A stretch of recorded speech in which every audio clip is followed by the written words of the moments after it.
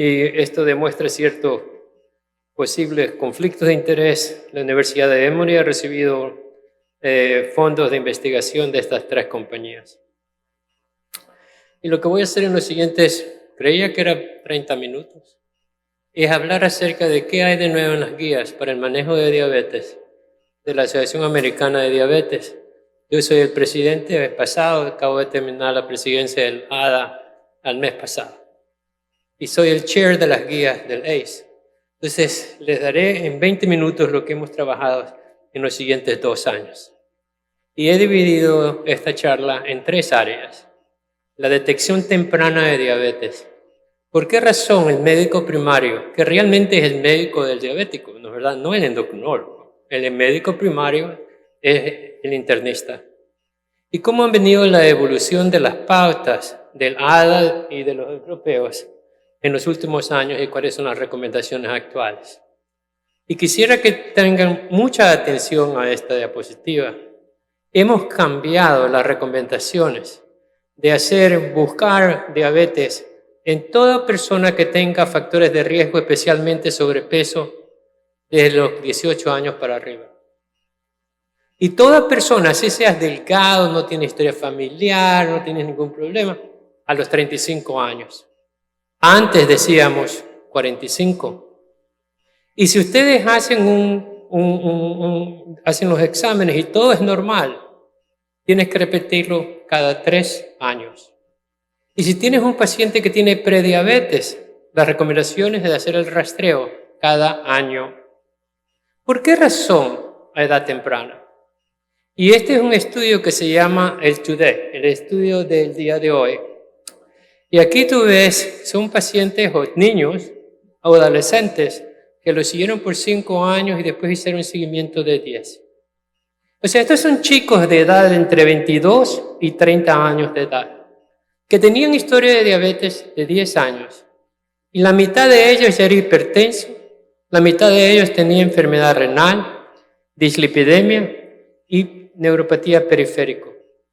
Entonces, un chico que ha tenido diabetes de adolescente, a los 25, el 50% ya tiene complicaciones. Eso nos ha dado a nosotros la fuerza de decir, no hay que esperar a los 40, 45 para rastrear, 18 o antes. Ustedes tienen ya lo que saben el diagnóstico de diabetes, ¿verdad? No quisiera insultarlos, pero todos estos tienen el mismo valor. La glucosa plasmática, la curva de tolerancia a la glucosa o la hemoglobina 1C. El que ustedes lo tengan a mano. Pero si ustedes usan glucosa plasmática, tienen que tener 2 valores alterados, 2. De aquí que ahora nosotros pensamos, 2 test es mejor que 1. Entonces, si yo tengo mucha sospecha, yo voy a hacer una azúcar plasmática en ayuna y una hemoglobina 1C. Si tienes 1 de cada uno, tienes que repetirlos a una siguiente vez. Y la otra cosa es, 2 test de la misma muestra está bien. Y si tienes un azúcar mayor de 200, ya no tienes que repetir. Ese es diabético, ¿correcto? Son muy importantes los cambios de este año de la Asociación Americana de Diabetes. Tengo muy corto tiempo, entonces movamos al manejo de los pacientes con diabetes. ¿Y cómo las guías han evolucionado?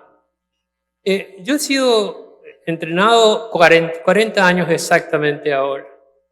Y en los 80 y en los 90, nosotros solamente hablábamos de eficacia. Disminuir la hemoglobina 1C, lo que más puedas. Y desde 1988, cuando se publica este estudio que se llama UKPDS o United Kingdom Prospective Diabetic Study, usamos la hemoglobina A1C como valor tope.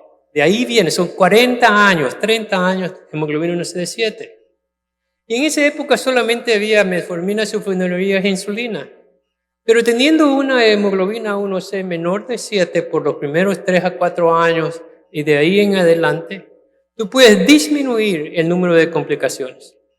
Retinopatía, nefropatía, hasta enfermedad cardiovascular. Entonces, el efecto de glucosa, bajar la glucosa es sumamente importante en los pacientes con diabetes. Y aquí tú vienes que en este estudio en diabetes tipo 2, dice que por cada 1% de hemoglobina 1C reducción, tienes un 20% de disminución de muertes, 35% de microvasculaturas, complicaciones y un 14% de ataques del corazón. Y no importa si comienzas de 10 a 9, 9 a 8, 8 a 7, cada 1%, 20% de mortalidad. Entonces, en los siguientes años, tratamos de bajar la hemoglobina C, dale abajo. Pero lo que llamó la atención es que ciertos tipos de medicamentos, especialmente las sulfonilureas, la insulina, producen hipoglicemia. Y la hipoglicemia está asociada con un aumento de complicaciones cardiovasculares. Entonces aquí tú ves ciertos estudios como el Advance, el veterano de los Estados Unidos y otros, que el riesgo de complicaciones se dobla de enfermedad cardiovascular si tienes hipoglicemia. Entonces, ¿qué es? Ahí hubo un pare en el año 2008-2012 y la Asociación Americana de Médicos, el ACP, nos dice, tienes que ver los beneficios, no question, tienes que ver los riesgos, hipoglicemia. Y la Asociación Americana de Diabetes, a la mano derecha de ustedes, dice, hipoglicemia hay que ver lo mejor, lo más importante. Y de aquí tú ves a qué nivel de hemoglobina 1C tú vas a bajar. Si tienes ya enfermedad cardiovascular, renal, ya está amputado, posiblemente el tren ya salió de la estación, ¿no es verdad? Está un poco tarde. No tengo que llegar a 7. Pero si tienes una persona joven, sin complicaciones, trata de bajarlo a menos de 6, menos de 7 si es posible. No hay una hemoglobina 1C igual para todos los pacientes. Es ustedes hablando con sus pacientes que dice tu objetivo de hemoglobina 1C va a ser 7, 7,5, 8. Lo que queremos es mejorar el control metabólico. Y ahora sí viene la parte más importante, creo yo, de esta charla. Es, ¿cuál medicamento yo debo de utilizar? Hay 13 tipos de medicamentos. Porque fue aprobado el tirzepatide el mes pasado. 13. Diferentes mecanismos de acción. Y yo me imagino ustedes son la mayoría médicos primarios que ven 20, 30 pacientes al día. Entonces, ¿cómo le hago? ¿No es verdad? Entonces, lo que yo creo que debemos hacer está en esta diapositiva. Y este sería el resumen. Tienes dos cosas. Si tu enfoque es glucocéntrico, bajar los niveles de glucosa porque ya les dije que previenes complicaciones. O si tienes un enfoque que es centrado en complicaciones, ya en el paciente que tiene enfermedad cardiovascular o renal. Muy diferentes los dos escenarios. Entonces ahora oímos estas casas comerciales que nos dicen, dale GLP-1, dale SGLT2 a todos. No. ¿Por qué razón? Porque si tú tienes un paciente que tiene poca duración de enfermedad, no tiene enfermedad cardiovascular o renal, usa cualquiera de lo que ustedes tienen aquí. Puede ser GLP-1, SGLT2, puede ser metformina, puede ser sulfonilureas. Y lo que hay que hacer es evitar hipoglicemia. Y recuerden que solamente hay dos grupos de medicamentos que son asociados con hipoglicemias. Las sulfonilureas y la insulina. Ahora, si tienes un paciente que tiene hemoglobina 1C mayor de 7,5, por favor no uses un solo medicamento, usa 2 medicamentos. Entonces, metformina sigue siendo el número 1 en el mundo entero, 80% de los pacientes con diabetes en los Estados Unidos son tratados con metformina. Porque baja el azúcar, es gratis o muy poco costo, tiene protección cardiovascular algo. Pero claro está, no la puedes utilizar si la tasa de filtración es menos de 30 y de 30 a 45 usas la mitad de la dosis. Lamentablemente, la metformina no tiene no tiene efecto protector renal o cardiovascular. Te baja el azúcar, mejor que las otras tal vez, pero no te previene. Si ya tienes un paciente que tiene enfermedad renal y cardiovascular, baja el azúcar, no tiene protección mayor de eso. Las sulfonilureas, 32% de los americanos están con esta. Actúa rápido, baja el azúcar, bajo costo, una vez al día, pero lamentablemente produce hipoglicemia y reducción de peso y hay que tener cuidado, especialmente que tienen una filtración de glomérulo menor de 60. pero no hay protección cardiovascular y renal. Entonces, si le das a un paciente que tiene enfermedad cardiovascular una sulfonilurea, ya le baja el azúcar, pero no te previene más enfermedad cardiovascular y renal. Aumenta el riesgo de hipoglicemia. Y el riesgo de hipoglicemia es cierto. Por ejemplo, en este estudio que se llama Carolina, publicado un par de años atrás en JAMA, 30 a 40% de los pacientes tuvieron hipoglicemia. Y el 60% de la gente que tiene hipoglicemia, cuando uno usa monitoreo continuo de glucosa, son hipoglicemias asintomáticas. Desde ustedes se recuerdan el riesgo de enfermedad cardiovascular, es un problema. Sé que muchos médicos internistas y los endocrinólogos también utilizamos DPP-4, ¿no es verdad? ¿Por qué? Porque no tiene efectos indeseables, no sabes ni quién toma y quién no toma con esos estudios. Pero tiene un problema, que la disminución de hemoglobina 1C es bien poca, 0.4, 0.5. Y si en los Estados Unidos vas a gastar $200 para que te baje el azúcar 0.4, dame algo mejor. Y lamentablemente no hay enfermedad, no tiene protección cardiovascular ni protección renal. Nuevamente, baja el azúcar. Entonces, ¿qué es lo que nosotros pensamos ahora? Primero, si tienes hemoglobina 1C mayor de 7.5, dale 2 medicamentos. Y paren estas cosas que le das uno, falla, le das otro, falla, das otro. Ese zigzag aumenta la variabilidad glucémica, mayor número de complicaciones. Y hay una gran cantidad de estudios que combinando metformina DPP-4. Yo nunca uso DPP-4 solo, a no ser que no pueda usarlo. Nunca. 0.4, no way.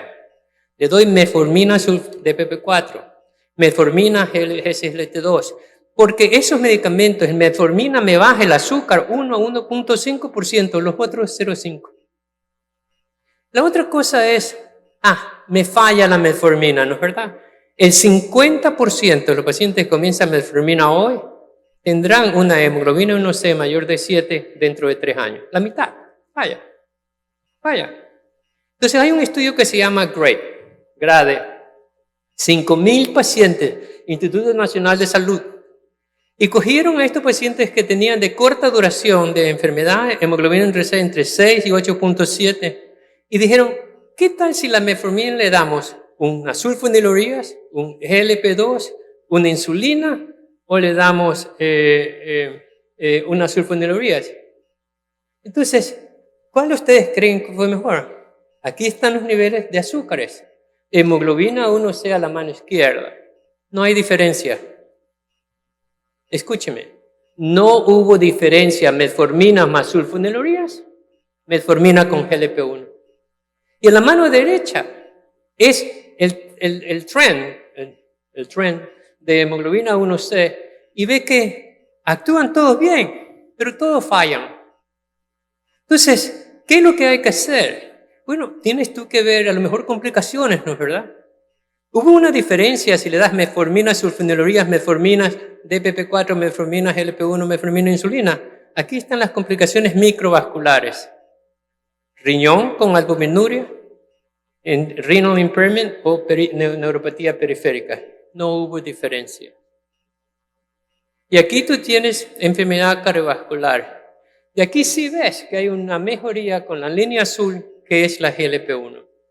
El GLP-1, en este caso la liraglutida diaria, tuvo una predicción cardiovascular mejor que las otras.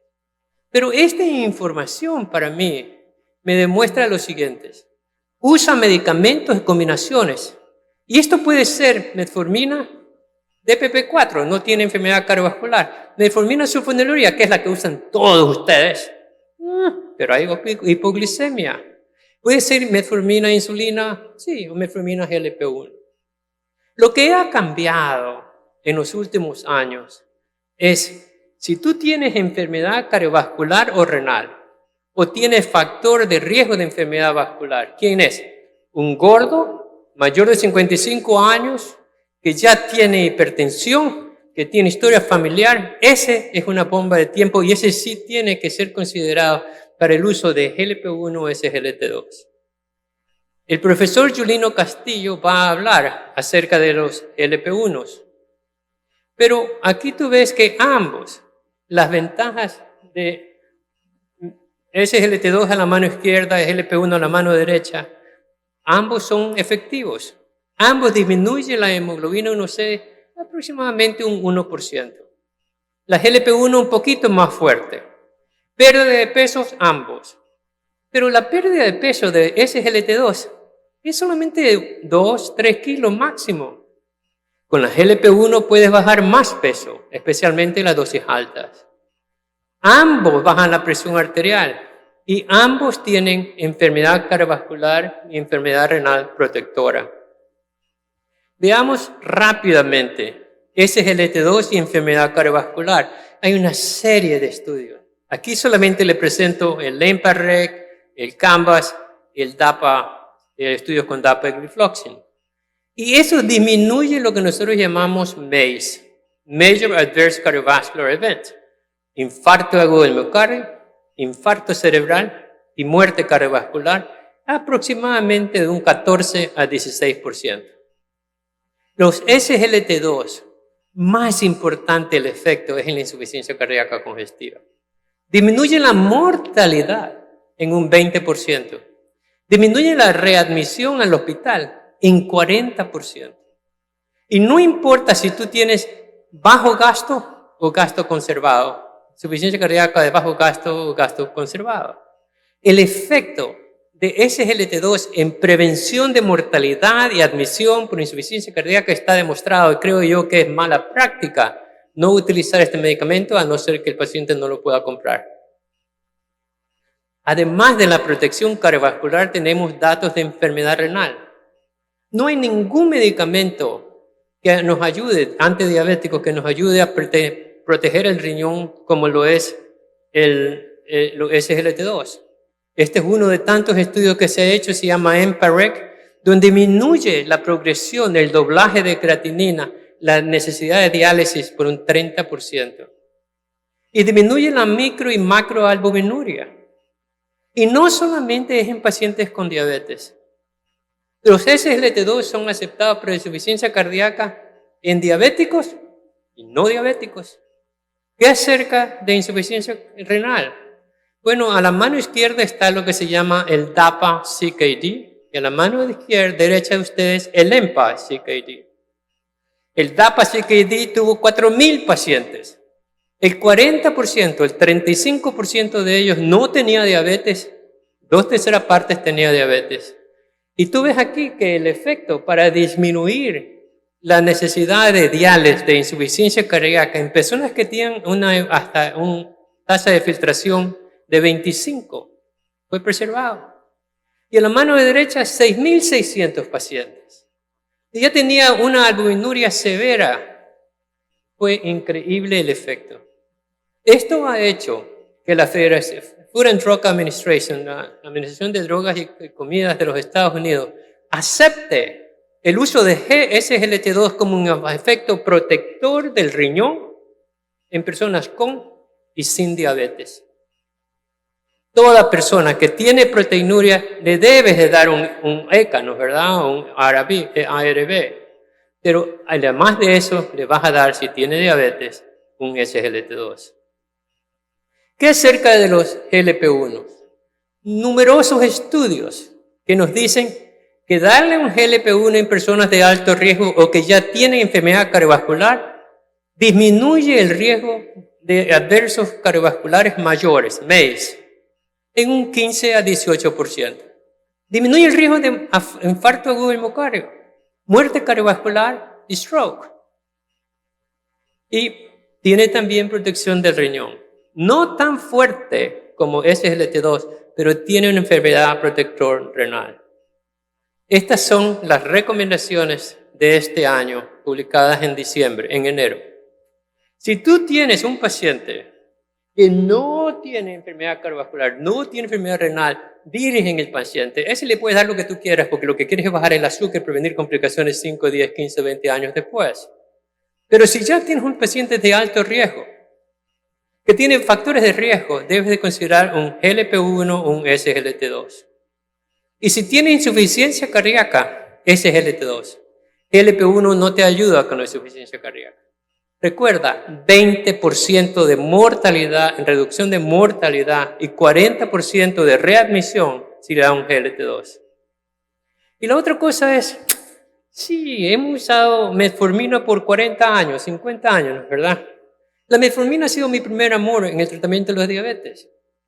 Pero ahora estos datos nos sugerirían que si yo tengo una persona que ya tiene enfermedad cardiovascular renal, la metformina posiblemente no debería ser indicada, posiblemente usar este tipo de medicamentos. Aquí tú ves, y la pregunta es, si yo uso metformina o no uso metformina. A la mano izquierda, la parte de arriba, está lo SGLT2 y abajo es GLP-1. No hay diferencia. Si usas metformina o no usas metformina, estos medicamentos son efectivos en bajar la mortalidad y el riesgo cardiovascular y renal. Y aquí es, ¿qué pasa si mi hemoglobina 1C es mayor de 8 o menos de 8? Igual trabajan. Entonces eso nos ha hecho a nosotros cambiar, que la metformina sigue siendo tu primer amor, pero combínala con algo más en mayoría de estos pacientes. ¿Qué acerca de la edad? La edad, los STL2, bulimia, la náusea, no importa. Este metaanálisis dice personas menos de 65 o más de 65 actúan de maravilla. Tienes que tener cuidado, pero actúan muy bien. Y además los GLP-1 tienen un efecto de pérdida de peso. La pérdida de peso es la enfermedad crónica más menos tratada en el mundo entero. La obesidad. No sé cuántos de ustedes tratan obesidad. 1, 2. Entonces, actualmente tenemos gran cantidad de medicamentos. No tenemos un buen esquema cómo hacerlo, pero tenemos medicamentos como GLP-1 a dosis de 2 miligramos y 2.4 miligramos que tú puedes perder de 15 y 20 kilos. Y sabemos que si tú pierdes 15 kilos, el 75% de la gente que tiene menos diabetes de 5 años deja de tomar medicamentos. Entonces, perdone que esta charla ha sido relativamente corta, pero déjame darles mi opinión, dónde estamos y dónde vamos. Eficacia es importantísimo. Bájale el azúcar porque previene complicaciones a largo tiempo y tenemos estudios prospectivos randomizados con follow-up de 30 años. No deje de bajar el azúcar. Tienes que usar y prevenir hipoglicemia porque está asociado con complicaciones. Pero gracias a Dios solamente hay 2 grupos de medicamentos que producen hipoglicemia, los sulfonilureas y la insulina. Los demás no producen. Y actualmente no hemos transferido al riesgo cardiovascular y renal. Ahora, 4 pilares. Baja el azúcar, usa medicamentos específicos, trata la presión, trata los lípidos. No tengo tiempo de hablar de esto, porque solamente era media hora, pero eso es sumamente importante para enfermedad cardiovascular. Entonces, mensajes que usted se debe llevar a la casa. El UKPDS, el DCCT y múltiples ensayos nos han dicho que tú puedes bajar las complicaciones en un 20 a 35% teniendo una hemoglobina 1C menor de 7. Todos los medicamentos de diabetes fallan, todos. Combinación de medicamentos es la manera de tratar a los pacientes. ¿Cuántos de ustedes tratan hipertensión con lisinopril solo? Tienes lisinopril con hidroclorotiazidas, igual para la diabetes. Combinación de medicamentos con diferentes mecanismos de acción que no producen hipoglicemia por el riesgo cardiovascular. Y esta diapositiva, que si bien es cierto, las casas comerciales no estarán muy felices, porque tratan de decir que la gente no debe utilizar estos medicamentos, solamente usa SGLT2 y GLP-1. Eso es un error. Si usted quiere bajar el azúcar, porque yo tengo muchos pacientes de 40 años que no tienen tantas complicaciones. Y los medicamentos de la mano izquierda son mucho más baratos que ciertos tipos de medicamentos nuevos. Pero si ya tienes enfermedad cardiovascular y enfermedad renal, por favor, tiene que ser un tipo de medicamentos que nos va a ayudar a disminuir el progreso de estas complicaciones. Yo trabajo en un hospital municipal donde el 30% de mis pacientes no tiene seguro. Y si no tiene seguro, la metformina actúa de maravillas. La sulfonilurea no es mi mejor amigo, pero cuesta $4. La TCD, la piocletazona, actúa sumamente bien. Pero si la usas, no usas más de 15 miligramos. Máxima dosis 30 miligramos. Porque si vas a 45, tienes muchos efectos indeseables. Y si tienes insulina que usar, insulina humana, la NPH o las premezcladas, $25 en los Estados Unidos, me imagino aquí más baratas. Entonces, individualizar el tratamiento, y yo le agradezco muchísimo por la oportunidad de estar con ustedes.